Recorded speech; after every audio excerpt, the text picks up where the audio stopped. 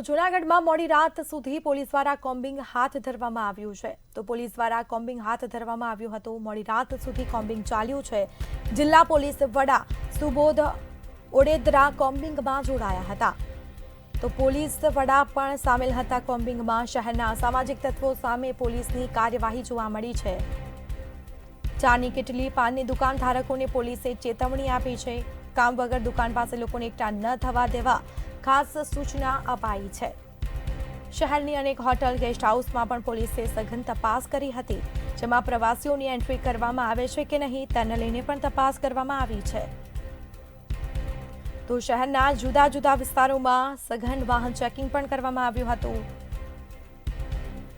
LCB, SOG સહિતનો police કાફલો જોડાયો હતો કોમ્બિંગમાં અને મોડી રાત સુધી આ કોમ્બિંગ ચાલ્યું. જિલ્લા પોલીસ વડા પણ કોમ્બિંગમાં જોડાયા હતા.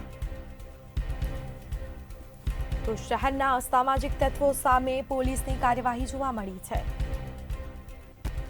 વિવિધ ટીમો, ખાસ કરીને ડીવાયએસપી, એલસીબીની team, A division, B division, C division, એસઓજીની ટીમ, અલગ અલગ ટીમો દ્વારા છેલ્લા થોડાક સમયથી ક્યાંક ને ક્યાંક રજૂઆતો આવતી હતી કે મોડી રાત સુધી પાનના ગલ્લે કે ચાની લારીઓ ઉપર ટપોરી ટાઈપના વ્યક્તિઓ બેસી રહેતા હોય છે અને જે સારા વ્યક્તિઓ ફેમિલી સાથે નીકળે તો ક્યાંક ને ક્યાંક થોડુંક એમને વિચારવું પડતું હોય.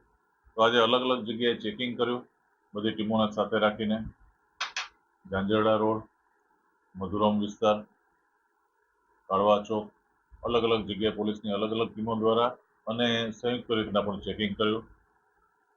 સાયલેન્સર મોડિફાઈડ કરેલા વાહનો, એ સિવાય સાથે જે બ્લેક ફિલ્મ કે આ તે કે વાહનોમાં લગાવેલા હોય એવા વાહનો, ક્યાંય ગાડીમાં કે વાહનોમાં ક્યાંય કોઈ હથિયાર આ તે એ બધું તમામ પ્રકારનું પોલીસને સમજ કરીને જૂનાગઢના મોટાભાગના વિસ્તારોમાં આજે પોલીસ દ્વારા ચેકિંગ હાથ ધરવામાં આવેલું હતું.